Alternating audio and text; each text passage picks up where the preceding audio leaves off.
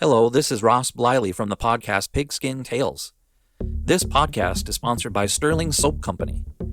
With products sold throughout 41 locations around the globe, Sterling Soap Company has a unique assortment of products to choose from for your loved one for the holidays. Handmade artisan soaps created by Roderick and Amanda Lovin since 2012, these products are affordable and provide great value. Act now and save on your shipping costs. If you purchase $75 or more, your shipping cost is free in the United States. Shop now online at sterlingsoap.com.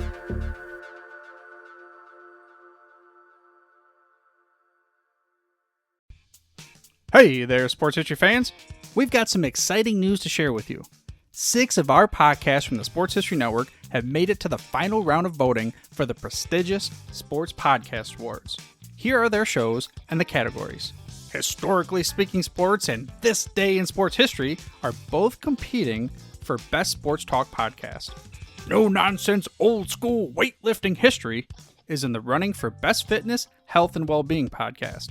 When Football Was Football is up for Best Sports Documentary Podcast. Wrestling with Heels On has entered the ring for Best Wrestling Podcast.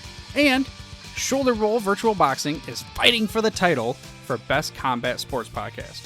Now, of course, we need your help to take home the championship for each of these awesome shows. All you gotta do is head over to sportshistorynetwork.com/vote and cast your vote for your favorite shows, or better yet, all 6 of them. Again, every vote counts, and we gotta show the world how much sports history really matters. So thank you for your support and making Sports History Network the headquarters for sports yesteryear. But again, don't wait. You gotta go vote now. That's over at sportshistorynetwork.com/vote.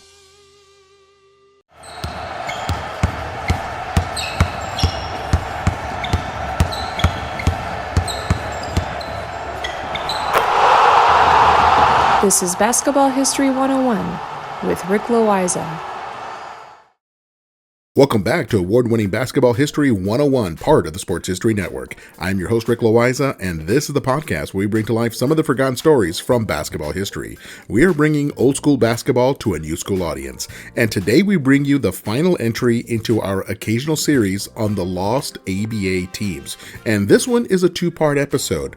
These are the teams that played in the ABA but did not make it to the merger with the NBA and now no longer exist. As I have mentioned in previous entries into this series, the ABA had a total of 12 franchises play in the league. 4 of them are still in the NBA, so the other 8 no longer exist. And today we cover the story of a team that went through 2 relocations and name changes, which was very common in the ABA.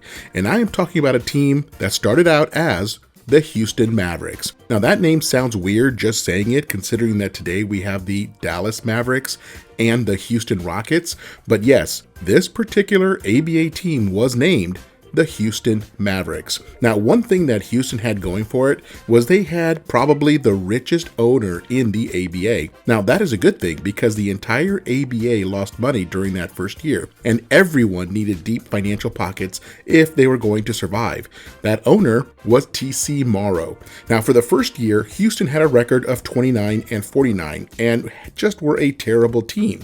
Their leading scorer was Willie Somerset with 21 points per game, but he was not exactly lighting the world on fire. Somerset played 8 games in the NBA before spending a year in the Italian League and then returning to the United States for a chance to play in the ABA. But his basketball career was done by the time he was 26 years old. So early in the second season, the ABA was having some executive meetings out in California. Morrow, the owner of Houston, was out there for the meetings when he fell in love with and married a young woman who worked at the reception desk of the hotel. Now, this young lady did not care for basketball and convinced Morrow to exit the ABA. Morrow told the other owners while at the meetings that he was simply going to fold his team and walk away from the ABA. Now, this would have been disastrous for the league. If the richest owner was able to leave, it might have cascaded into a situation where all of the owners wanted to leave, and that simply could not happen. So George Mikan, who was still the ABA commissioner, and then the rest of the owners banded together to try to find a buyer for the Houston team. The league could not afford to see one of their teams fold so early in the league's history, and it did not take them long to find some owners from North Carolina who had been unsuccessfully trying to get into the NBA. Now, these new owners had made their money in the Hardee's fast food chain, and they agreed to purchase the Houston team for $350,000, which was far less than the $500,000 that the NBA was charging for a new team. However, the deal was that they had to let the team finish that season in Houston, and then these new owners could move the team to North Carolina where they were based. And it made sense. Houston had 3 players who scored 20 points per game or more, but they could not stop anyone defensively. And they had, again, a terrible record. The city of Houston did not care for the team and barely came out to support them. Houston actually holds the record for the lowest attended game in ABA history. They once had a game where only 89 people were in the stands. It also did not help when everyone found out that Houston was leaving for North Carolina as soon as the season was over. I mean, why bother coming out to support a team that already had one foot out the door? You could only imagine what the advertisements for the team might have sounded like. Come out and see the Houston Mavericks. We won't be here next year, but come on out anyway to see all offense and no defense. Now, I'm joking there, but you get what I mean, because that is what the situation was for the Mavericks. So in the summer of 1969, the team relocated to Greensboro, North Carolina, and became the Carolina Cougars. And they had new owners, a new coach, and a fresh outlook on life. The new coach was Bones McKinney, and he led the team to their first playoff appearance where they got swept out of the first round by the Indiana Pacers. And they brought a player named Bob Verga with them from Houston, and he was the new leading scorer for the team at nearly 28 points per game.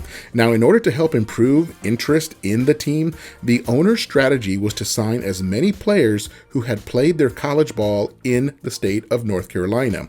So they were busy signing good players from the University of North Carolina, Wake Forest, North Carolina State, or Duke. In a way, it worked. The team sort of resembled an ACC super team. They brought in an aging Doug Moe who was banned by the NBA for point shaving while in college, but the ABA did not care about any of that. Moe was fully welcome in the ABA. And they also brought in future NBA coach Gene Littles. Now, going to the playoffs was a great start for the Cougars as they tried to establish their roots as a professional team in North Carolina, which was and still is a state that loves college basketball. So why not try to convert some of them to support pro basketball? The problem was that they could not find any consistency in their play. They went through coach after coach trying to find that perfect mix of talent and leadership. The owners really did not know anything about basketball, but acted like they did. And that is something that is common in many professional sports leagues where owners try to act like they know what they are doing even when they do not. Anyway, the Cougars regressed during that second year in North Carolina. The coach was fired, players were traded, and they also brought in Joe Caldwell from the NBA. He had already been a 2-time NBA All-Star by the time that he arrived in Carolina. But, to be honest, his best days were behind him as he was already suffering from bad knees. Also, Caldwell could not wrap his head around the salary structure of the ABA. Most salaries were announced as big money salaries, but most of that money was deferred until 20 years in the future or more. Caldwell did not understand this. He could not wait until his late 40s to get paid.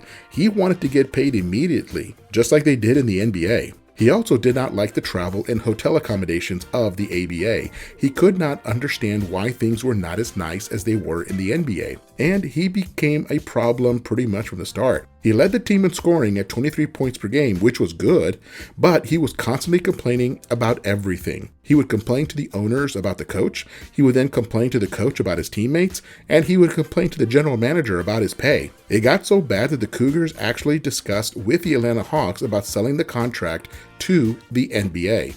And the whole thing was just such an ABA situation. Now, and that was enough for the owners. The chaos was simply more than they could handle. Finding success in the fast food world was far easier for them than finding success on the basketball court. So they sold the team and got out of the ABA.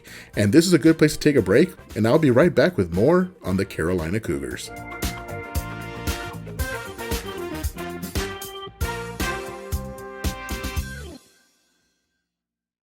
This podcast is part of the Sports History Network, your headquarters for the yesteryear of your favorite sport. You can learn more at sportshistorynetwork.com. At the Sports History Network, we're all about sports yesteryear, and so we're so pleased to introduce you to Row One, an online memorabilia gallery and shop that brings your sports history to life anywhere. The Row One gallery includes over 5,200 gorgeously reproduced prints of team posters, game program covers, game tickets, advertisements, and more in baseball, pro and college football, pro and college basketball, and more. And any gallery item may be printed in a variety of sizes on wood, metal, canvas, acrylic, or poster paper. And in Row One shop, check out the thousands more of unique items with a retro and historical designs dating back to 1876, including t-shirts, long sleeve shirts, phone cases, mugs, blankets, pillows, towels, and even shower curtains. Go to sportshistorynetwork.com, ROW1, for access to the full Row One catalog and for gallery prints and gift items, plus get a 15% discount off all prints on the Row One Pictorium Gallery with coupon code SHN15. Follow the link on the show notes.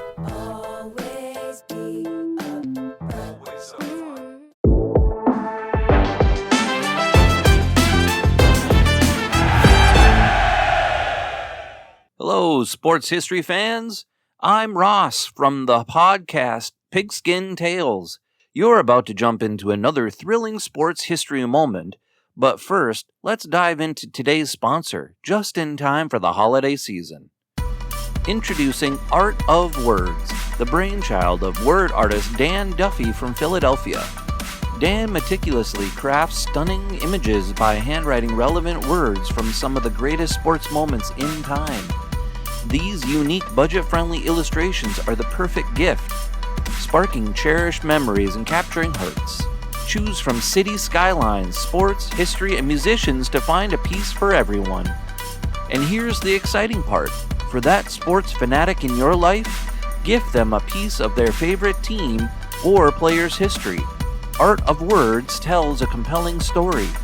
Explore collegiate stadiums, each meticulously crafted with every football victory etched into words. Or venture into baseball stadiums, handwritten with every player from the team's illustrious history.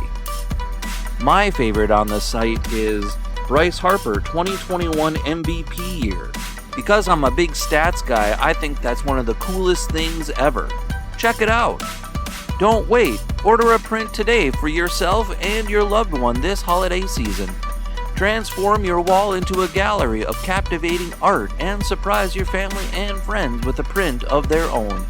Use code SHN15 at artofwords.com for a 15% discount on your order in November and December.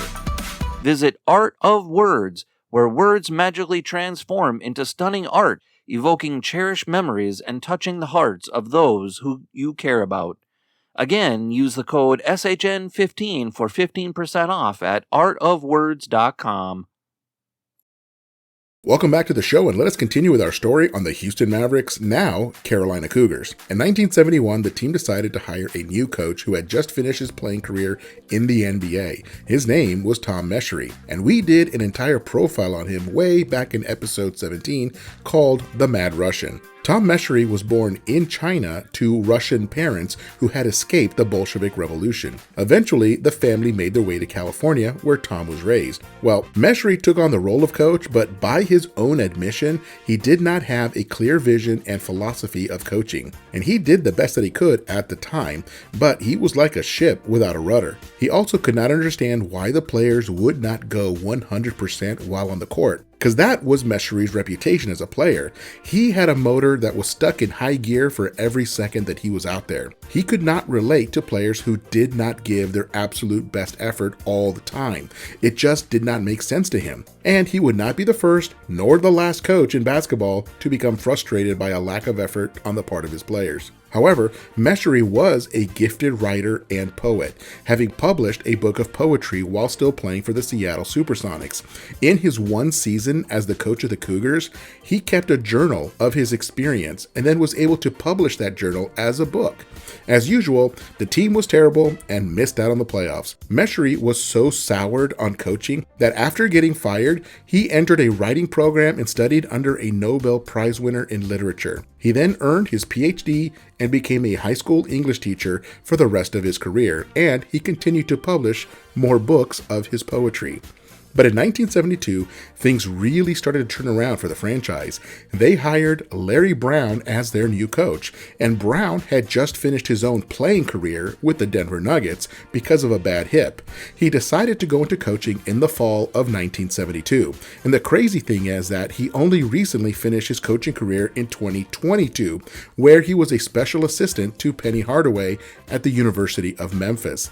That is a 50-year coaching career. Well, Brown knew what he was doing, and he led the team to the second round of the playoffs where they lost a 7-game slugfest to the Kentucky Colonels. His top player was Billy Cunningham, the all-star from Philadelphia and a future coach in his own right. Even though Joe Caldwell was still in the team and still complaining, they had a lot of team players who were able to find success as a group. The next bit is really more of a side note, but in order to cater to the sensibilities of the North Carolina crowd, Larry Brown used to coach the Cougars while wearing denim overalls. He was trying to look like a Southerner, I guess. I mean, the guy was born on Long Island, New York, and was a New Yorker through and through. But for those couple of years in Carolina, he dressed like he was a farmer getting ready to plow his field. I guess he thought that would appeal to fans. In any case, the following year in 1974, they got knocked out of the playoffs again by the Kentucky Colonels. And through no fault of Larry Brown, the team was still having trouble making money, and the team was sold one final time to a set of 3 brothers from St. Louis, Missouri. In the summer of 1974, the team relocated once again and changed their name to the Spirits of St. Louis. The team only played as the Spirits for 2 seasons because that's when the ABA-NBA merger happened. But those 2 years were probably the wildest 2 years that any professional basketball team has ever gone through. I mean, it really does deserve an episode of its own. And that's what we're going to do.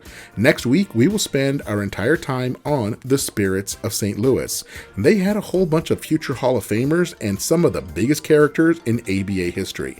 And that is saying something. And that's next time on Basketball History 101, part of the Sports History Network, the headquarters of Sports Yesteryear. Go to sportshistorynetwork.com to find out more about this and other sports history podcasts. If you like what you hear, please hit that subscribe button wherever you get your podcast. And check out our page on Facebook. It's called Basketball History 101 Podcast. There you will find shorter historical posts as well as comments and discussion starters on today's game.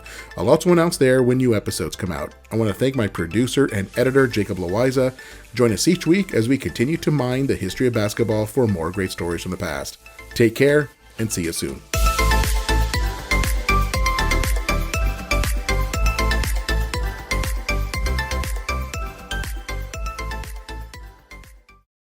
Hey there, sports history fan. This is Arnie Chapman, aka the Football History Dude, and I hope that you enjoyed this recent episode presented by the Sports History Network and were able to learn some good old-fashioned sports history knowledge nuggets. I started the Sports History Network back in 2020 with the mission to help podcasters find a community of like-minded sports history nerds, as well as helping aspiring podcasters to start their own shows. We have a little bit over 30 shows on the network right now covering all sorts of sports history, but as far as I'm concerned, we're just at the toothpick in the ocean moment, that can't even figure it out because there's so much more coming. We wanted to create the ultimate headquarters for sports yesteryear, starting with Podcast Network and our website, but we're going to continue to move into other mediums as well. And here's the cool part, because we want you to be part of our team. So if you're interested in starting your own podcast, or maybe being a guest on one of our shows, or who knows, maybe even writing an article for us over on the website. Seriously, all you gotta do is reach out to us on the contact page over at sportshistorynetwork.com. You can be as technologically savvy as a Neanderthal tapping on a stone trying to figure out this whole hieroglyphics thing back in the day. Again, it doesn't matter, because even if you don't understand the whole podcast space, we have a production team that can pretty much help you out with doing everything. All you gotta do, head over to sportshistorynetwork.com, head to the contact page, fill it out. That message goes right to me, and I'll reach out to you as soon as I can. But for now, dude, I'm through if you're through.